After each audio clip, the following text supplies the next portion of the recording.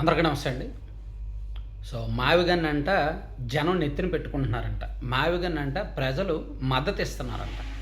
ఒక పిచ్చి ఆలోచనను, ఒక పిచ్చి ప్రతిపాదనను, ఒక పనికి మాలిన ఆలోచనను బయట పెడితే దాన్ని జనం ట్రోల్స్ చేసి నవ్వుకొని తిట్టుకొని వ్యతిరేకిస్తే అయినా సరే జనం పొగుడుతున్నారు, జనం హర్షాతిరేకాలు వ్యక్తం చేస్తున్నారు, ప్రజలు మద్దతు ఇస్తున్నారు అని రాయడానికి సొంత మీడియా ఉంటే ఆ మీడియాలో ప్రతిరోజు కూడా ఆ ప్రతిపాదనను, ఆ ఆలోచనను ప్రమోట్ చేసుకుంటూ వెళ్ళడం అదేం రాజకీయమో, అదేం విధానమో.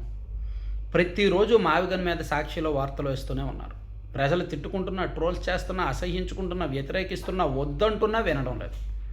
మరి ఎవరు కూడా, నేను మొన్న ఒక వీడియోలో చెప్పాను, యాక్చువల్లీ దోషం ఉంటే, ఎవరికైనా జాతకాల్లో దోషం ఉంటే ఆ దోష నివారణకు పూజలు చేస్తే తగ్గిపోద్ది.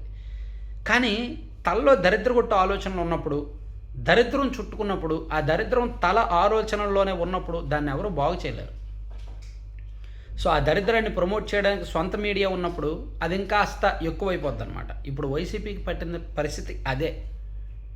ప్రజలు వ్యతిరేకిస్తున్నా, ప్రజలు వద్దంటున్నా సరే దాన్ని ప్రజలు పొగుడుతున్నారు, మద్దతు ఇస్తున్నారని చెప్పి సొంత మీడియాలో ఈరోజు అమరావతి వర్సెస్ మావిగన్ అని, మావిగన్లో రైల్వే స్టేషన్లు ఉన్నాయి, మావిగన్లో పోర్ట్ ఉంది, మావిగన్లో ఎయిర్పోర్ట్ ఉంది, మావిగన్లో అవి ఉన్నాయి, అమరావతిలో ఇవేమీ లేవు, పైగా మావిగన్ పూర్తి చేయాలంటే 20,000 కోట్లు 10,000 కోట్లు చాలు, అమరావతి పూర్తి చేయాలంటే 2 లక్షల కోట్లు కావాలని చెప్పి రెండింటినీ కంపేర్ చేస్తూ ఒక టేబుల్ వేస్తూ సాక్షిలో ఒక వార్త రాశారు. మేబీ చాలామంది చూసే ఉంటారు.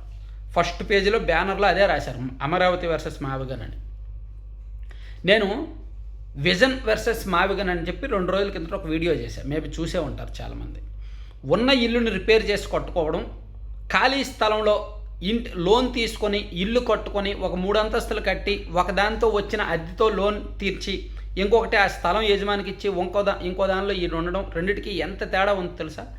కొత్తగా ఇల్లు కట్టుకుంటే మనకు నచ్చినట్టు కట్టుకోవచ్చు, ఫ్యూచర్కి తగ్గట్టు కట్టుకోవచ్చు, మంచి ప్రమాణాలతో కట్టుకోవచ్చు. అదే ఇప్పుడు అమరావతి కొత్తగా రాజధాని నగరం నిర్మాణం అనేది అద్భుతమైన అవకాశం. నగరాల నిర్మాణం అందరికీ అన్నిసార్లు వచ్చే అవకాశం కాదు. కొన్ని గ్రామాల సమూహాలను నగరంగా నిర్మించి తీర్చిదిద్దడం అందరికీ అన్నిసార్లు వచ్చే అవకాశం కాదు. ఆ అవకాశం ఇప్పుడు మనకు వచ్చింది. ఉన్న నగరాలనే రాజధానిగా వాడుకుందామంటారు జగన్మోహన్ రెడ్డి గారు.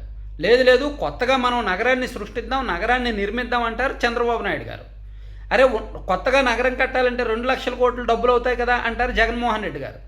అవ్వవు, అదంతా సెల్ఫ్ ఫైనాన్స్ ప్రాజెక్టు, బ్యాంకులు లోన్లు ఇస్తాయి, ఆ లోన్లు భవిష్యత్తులో వచ్చే ఆదాయం ద్వారా అమరావతి తీరుస్తుంది. రైతులు భూములు ఇచ్చారు, ఆ భూములు ఉచితంగానే ఇచ్చారు, మనం డబ్బులు ఇవ్వలేదు, ఆ భూములను డెవలప్ చేసి తిరిగి రైతులకే ఇస్తాము, 25% ఫ్లాట్లు, రూపాయి కూడా ఖర్చు లేకుండా రాజధాని నగరం నిర్మాణం జరుగుతుంది కదా అంటారు చంద్రబాబు గారు. రెండిట్లో ఏది మంచిది?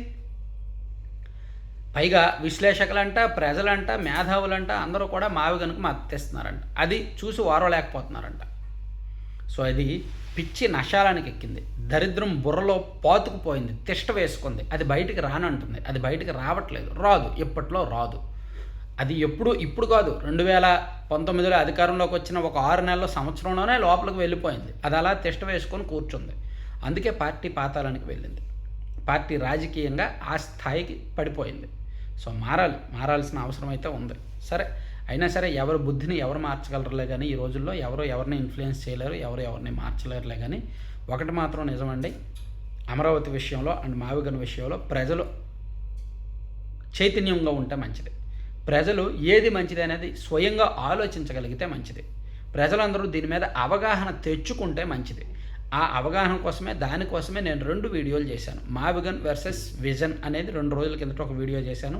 అలాగే అమరావతికి 2 లక్షల కోట్లు నిజంగా ఖర్చు అవుతాయా, అసలు దేనికి ఎంత అవుతాయి, ఆ డబ్బులు ఎలా తీసుకొస్తున్నారు, అమరావతి సెల్ఫ్ ఫైనాన్స్ ప్రాజెక్ట్ అని ఎందుకు అంటారు, ఇవన్నీ కూడా డీటెయిల్డ్గా 2 రోజుల కిందట చేశాను. ఆ వీడియోలు మ్యాక్సిమం చూశారు చాలామంది. ఒకవేళ చూడకపోయినా కింద డిస్క్రిప్షన్లో లింక్స్ ఇస్తాను, చూడండి.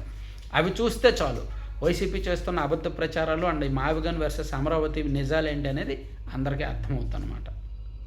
Thank you.